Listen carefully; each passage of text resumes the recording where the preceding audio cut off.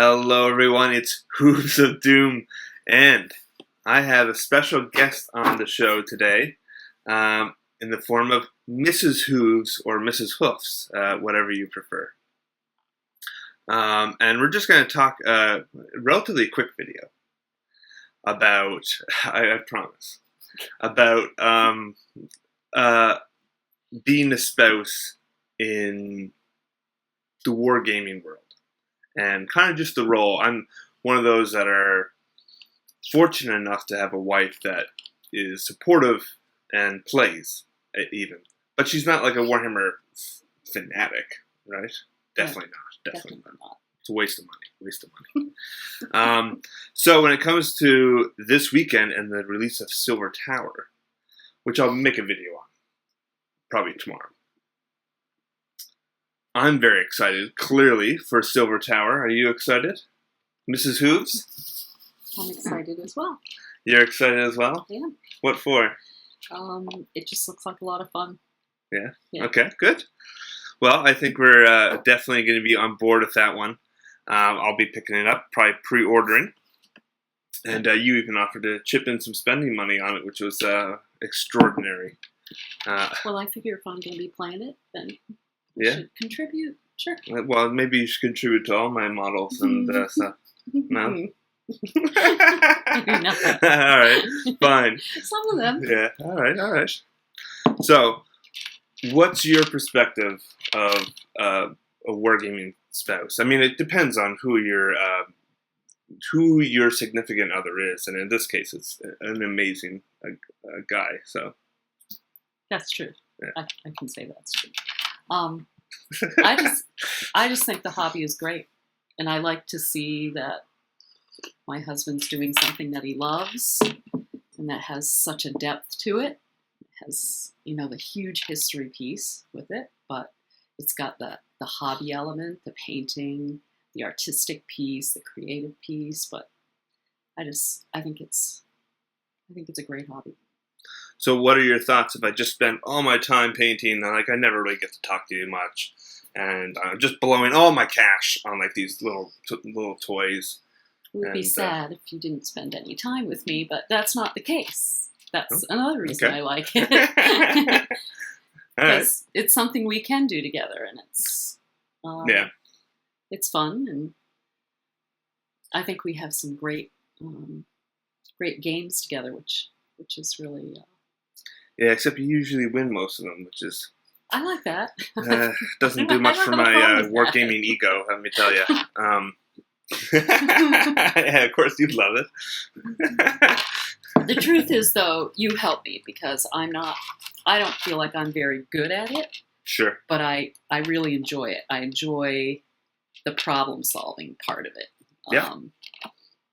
The strategy. I don't think I'm great at it, but I think it's good for my mind to. Yeah, absolutely. I definitely think and from most people's perspectives that has a very good use of your mental capacities and such. And for you, I think that's very helpful. Yep.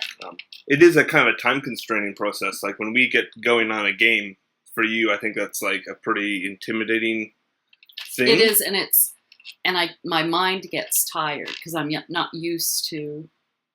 I'm used to thinking about other things, not that type of strategy. So, and mathematics has never been my area of expertise. So, it takes me that much longer, I think, to. Yeah. Or even just working with kind of numbers. But I actually like Age of Sigmar because I feel like there's not as much of that math piece, and I can. A little bit more straightforward. Yeah, I can enjoy the strategy of it without worrying about all the numbers all the time. So, yeah, sure. I enjoy that. Some people probably would disagree, and they probably enjoy the math piece of it, but I really don't enjoy that part of it. But yeah, sure. That'd be the only thing I don't really like about it is the math intensive. But I think it's good for me. I think I've increased my math ability because of I would say so as well. So it definitely has some practical use to it. It's a fun endeavor. I mean, I always like gaming. It can take quite a bit of time, and especially if you're someone that really values your weekend. And if it's not your hobby and it's just something you do, and because of your husband or spouse, I can definitely see where it can be a little bit more of a drain on time and resources than you might sometimes want to do. But thankfully, you often put up with me, and we get a game in every now and then. I love the painting that you do too, and I guess I wish that I could paint. Yeah. What I've tried, I haven't been very good at. Again, it takes practice. So, and I've seen you improve so much, especially this year, that it gives me hope that maybe someday I could paint well. Well, I think you could definitely help me on all those terrain kits that, I would that love you keep to do bugging that me because about. I really would like more painted terrain on the table. All right. Get you to work on, maybe just doing some really easy kind of coats of paint on the stuff. Okay. I'd like big to brushes learn. out and dry brushing. Well, I'd like to learn to use the airbrush. All right. Okay. Well, we'll see how you do. Okay. I'm a noob when it comes to airbrushing too. So, what are your thoughts on Age of Sigmar? And the transition between Warhammer Fantasy. Has there been a difference in play style between the games that we used to play in like 8th and previous editions and Age of Sigmar? Definitely. The scenarios is something that I really think has made it. It's just brought another element that I think is really exciting, actually, because I never know if what I've chosen is going to work for a given scenario. So yeah, true. But I always find those never play out the way that you first intend. No, which is kind of nice. Mm. Because it's like it's new every time. It's sure. Not, I felt like sometimes with the other games they were long, and again with the math element, they seemed always kind of the same. Yeah. We'd always start on one side of the table, or you know what I mean? Yeah, we never really played any missions. Right. For the most part. It and was usually... And I remember us talking, next time we'll play a mission. Yeah, and then we never did. And right. I don't know, we did that every single game. Right. Yeah, there's definitely... we love Warhammer Fantasy Battle. It's not like we didn't enjoy playing then. Right. But this has a different feel to it. I think the biggest example would be that there were a number of games in Warhammer Fantasy where we pretty much stop at the second or third turn because it's like, wow, you just there's a really good combat and one side clearly is probably going to win after that point, and we're just like, wow, it's kind of depressed. Defeating. It was defeating. Age of Sigmar, there's definitely times where it's like, this isn't going to be good. But then it seems to really bounce back really quick. Yeah. Or the victory conditions of the scenario are not dependent on how good you're doing in the combat portion. So I think what's really helped is having to roll each time to see who's going to go first, because that can totally change it depending on who gets that first turn. Yeah. So I like that, even though it's sometimes I hate it, but I like it. Well, that's just it. It goes back and forth. There are times when that absolutely, when you desperately need that turn in order to potentially win, and the odds that you're going to win because you lose of that roll are not good. But sometimes it goes the other way, and it's like, oh, this is going to be horrible. Yes, a double turn, woohoo! And you're all of a sudden, doing great. So it always adds that little bit of an element because we're both really eager to get that next round, and you never know who's going to get it. So what would be your opinion of... so I began my wargaming career with 40K. And you're not a big fan of 40K. We have played a couple games. I'm not into the futuristic look, I think, is the problem for me. I've always loved fantasy. I've always loved elves and that kind of thing. So I think that's why I'm drawn to the fantasy look. The 40K, while it's still fantasy, it's futuristic, and I've never been a huge fan of that. Yeah, Even though I do like futuristic sci-fi movies and things like that, but for some reason I've just not ever been really drawn to the 40K. Yeah, sure. Except for the Sisters of Battle. Sisters of Battle. And I think it's because they were women. Yeah, I like that. There are very few women models, so Right. you would like to see more women models. Yes. Yeah. Yeah.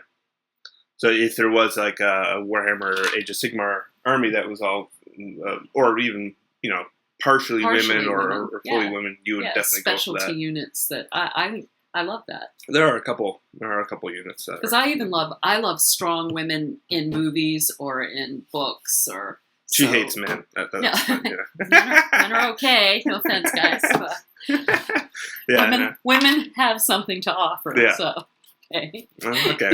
I'll grant you that. Something. All right. So, geez, what do I have left down here? Gaming. Any final thoughts on gaming? I don't even know what we were going to talk about necessarily on that. Just playing the game? Yeah. Or gaming in general. Gaming in general, I love. I mean, I've been a huge video game player for a long time.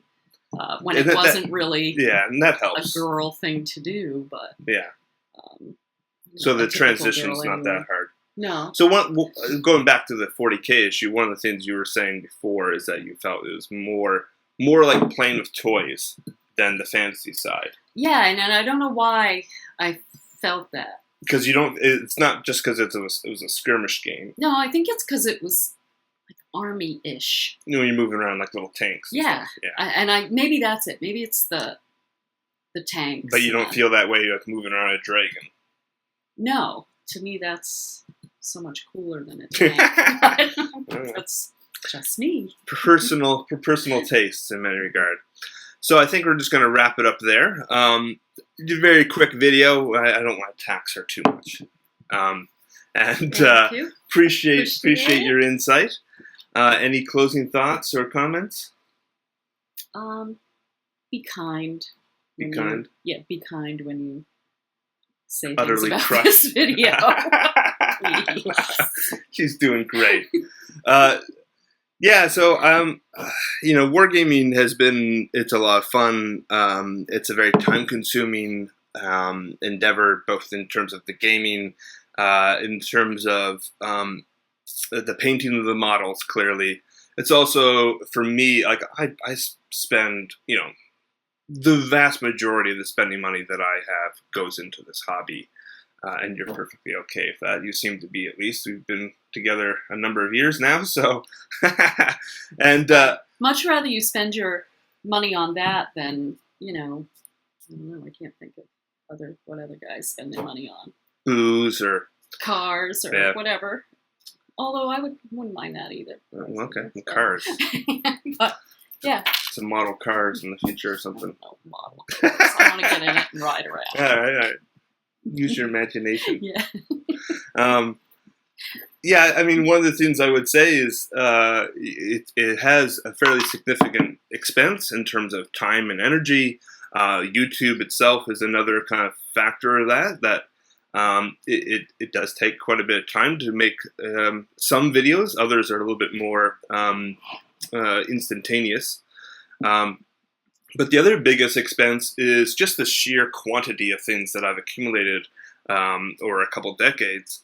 And we always look for, like when we're looking, for example, when we're moving down to Colorado here in a couple months, a 3-bedroom house is kind of a minimum for us, even though we don't have any, you and I don't have any kids or any reason to have additional rooms.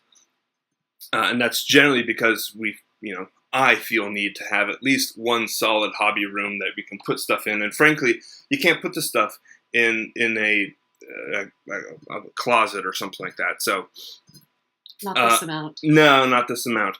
And but I like having the dedicated space to go and play a game too. Right. I wouldn't like it. I don't think we were just like setting up a dining room table or something. Yeah, I like a having lot of dedicated people have to do that, spots. and that's legitimate. My point is that we're fairly we work well together, kind of as a gaming couple, insofar as she doesn't you're not hardcore into the hobby, but you're very supportive. You play the game and you recognize the needs that I might have as a gamer. And some couples don't have that dynamic, and I always think it's a little bit unfortunate. So, sometimes it's, you simply can't afford to have the same type of quantity. But I think it's unusual for many couples to kind of say, I need a spare room in the house, and you get the kitchen and living room. But I think you would be that supportive of me of a hobby, and you are. Because even though my hobby doesn't take up space, at least not yet. Yeah, that's true. You've been doing other hobby things, and they require time. And money, and at some point they might require space, but you would support me in that. So I think that's what a good spouse does, or a good partner does. And I usually claim the master bedroom for my hobby room. And I don't care about that either. I really don't. All right, awesome. Okay, so that's the end of our video. Hopefully you enjoyed this little conversation about my wife's perspective on the hobby and gaming. And thanks for tuning in, and have a good one. Nice to meet you all. You can get your hand in the video. There you go.